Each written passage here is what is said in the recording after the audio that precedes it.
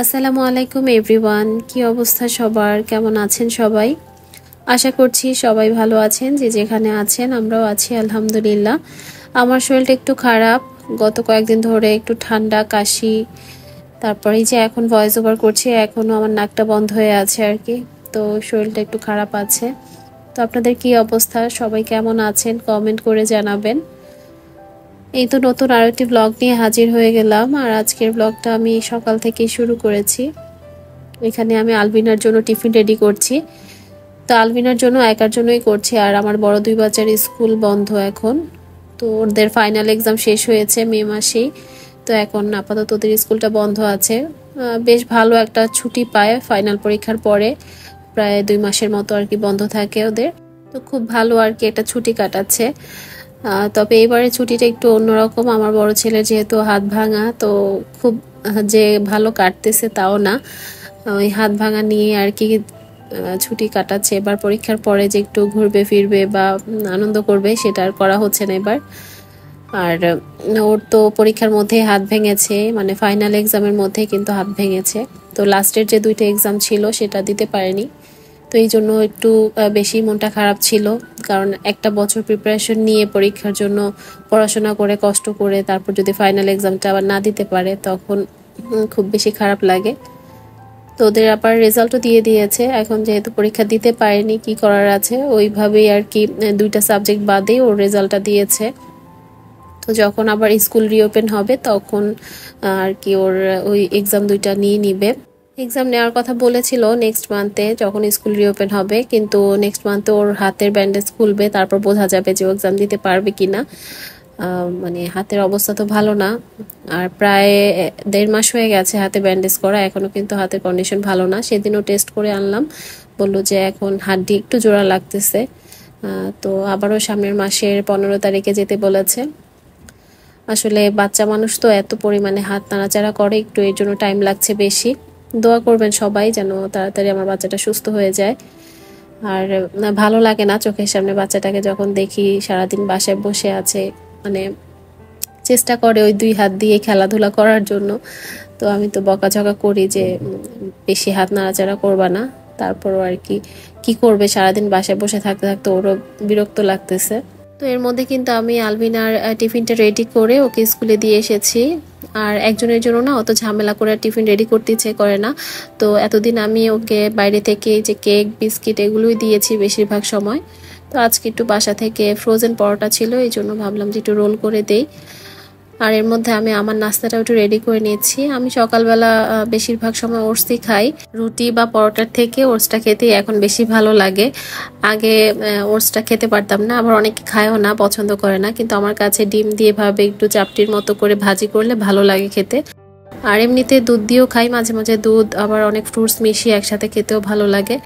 আর যারা ডায়েট করছেন তাদের জন্য তো ওটসটা অনেক উপকার খাওয়াটা। ভাত বা রুটি অ্যাভয়েড করলে ওটসটা খেতে পারেন।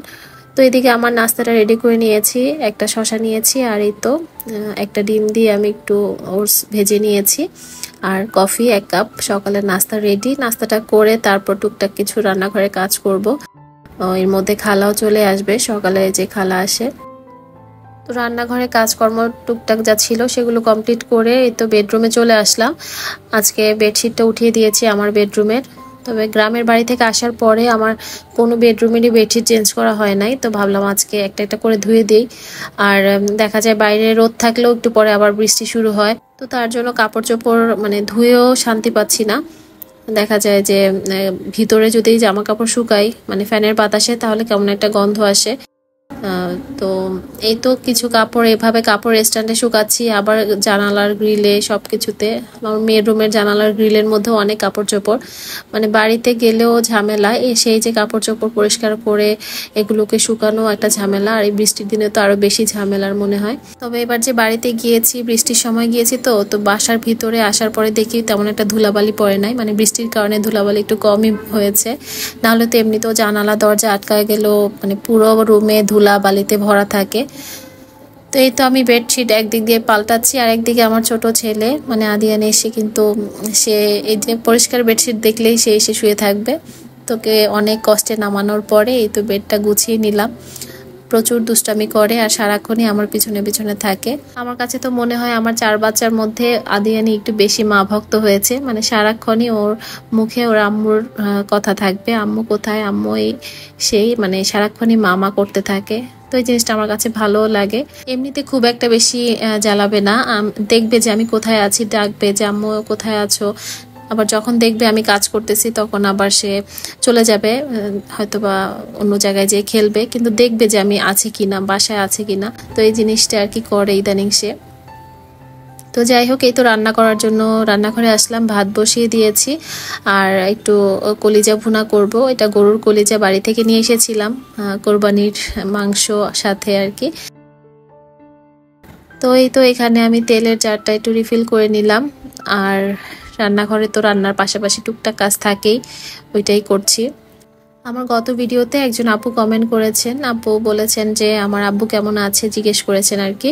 তো আব্বু আলহামদুলিল্লাহ আপু ভালো আছে, মোটামুটি শরীর স্বাস্থ্য ভালো আছে।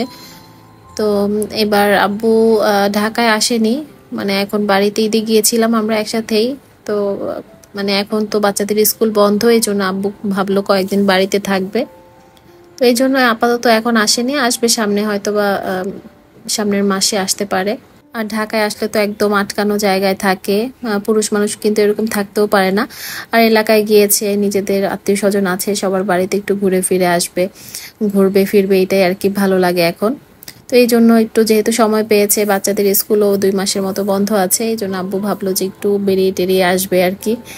তো আমিও বললাম যে ঠিক আছে, তুমি সব জায়গায় ঘুরে টুরে তারপর আসো। তো যাই হোক, এর মধ্যে কিন্তু আমি এই তো কলিজাটা ভুনা করে নিয়েছি। আর কলিজা ভুনা করার আগে আমি কলিজাটা একটু সেদ্ধ করে নিয়েছি, খুব বেশি না, 1-2 মিনিটের মতো একটু ভাপ দিয়ে নিয়েছিলাম, তাহলে কলিজার মধ্যে যে একটা গন্ধ আসে ওইটা আর থাকে না। আর এই যে কলিজার সাথে বেশ অনেকগুলো আলুও দিয়ে দিলাম। তো এখন এটাকে একদম ভুনা ভুনা করে নিব। কলিজা না আমার কাছে একটু মানে ভুনা টাইপের করলে ভালো লাগে, কোনো গ্রেভি না থাকলে এটা খেতে ভালো লাগে, আর একটু শক্ত শক্ত হয়ে যায়, ওইটাই আর কি বেশি ভালো লাগে। আর এই তো আমি মসুরের ডালও রান্না করছি টমেটো দিয়ে। তো ডালটাও রান্না হয়ে গেছে, একটু বাগার দিয়ে নিচ্ছি। তো ইদানিং না ভিডিও করতে একদমই ভালো লাগে না। এই ভিডিওটা আমি প্রায় মনে হয় কত 1 সপ্তাহ বা 10 দিন আগে করে রেখেছি, কিন্তু যে আলসেমি ধরে গেছে শরীরে, এই জন্য এখন আর ভিডিও এডিট করা, ভয়েস দিতেও ইচ্ছা করে না। তো আমার আপুরা এত এত রিকোয়েস্ট করেছে যে আপু ভিডিও দিও, মাঝে মাঝে হলেও একটু দিও। এই জন্য ভাবলাম যে একটা ভিডিও দিই, আপুদের কথা কিভাবে ফেলতে পারি বলেন তো। তো এই জন্যই আর কি ভিডিওটা কষ্ট হলেও রেডি করেছি। আসলে কষ্টের থেকে আমার কাছে মনে হয় যে আমি অলস হয়ে গেছি অনেক, মানে ভিডিও না দিতে দিতে অলসতা ধরে গেছে। তো যাই হোক, চেষ্টা করব আসলে ভিডিও দেওয়ার সময় সুযোগ করে। আর আপুরা যে এত সুন্দর সুন্দর কমেন্ট করেন, ভিডিও না দিয়েও থাকতে পারছি না।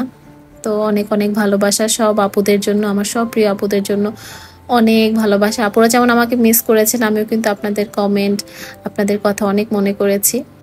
আমার ছেলেটা একটু সুস্থ হয়ে গেলেই আমার আর কি টেনশনটা একটু কমতো, একটার পর একটা বিপদ ওর উপরে আছে। তো মাঝখানে তো অসুস্থ ছিল, তার মধ্যে হাত ভেঙে ফেললো, তো এখন এই অবস্থাতে আছে।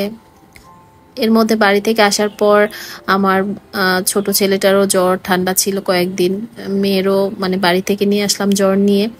এখন আবার একটু ওয়েদার চেঞ্জের কারণে হয়তো বা জ্বর ঠান্ডা, আর এখন আবার শুনতেছি যে করোনা বাড়ছে, তো এটা নিয়েও একটা টেনশন।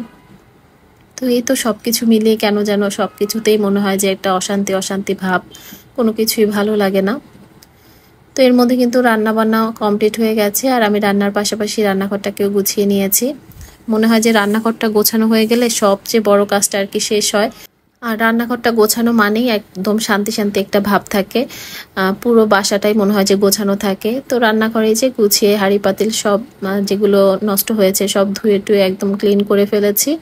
আর খাবারের যে রান্নার পরে যে হাঁড়ি পাতিলগুলো, সেগুলো তো হাঁড়ি পাতিলের স্ট্যান্ডে রেখে দেই, কারণ আমার হচ্ছে বাসায় মোটামুটি সবাই গরম খাবারটা খেতে পছন্দ করে, এই জন্য আমি চুলাতেই সব কিছু গরম করে দিই, তা না হলে আমি বাটিতেই সার্ভ করে দিতাম।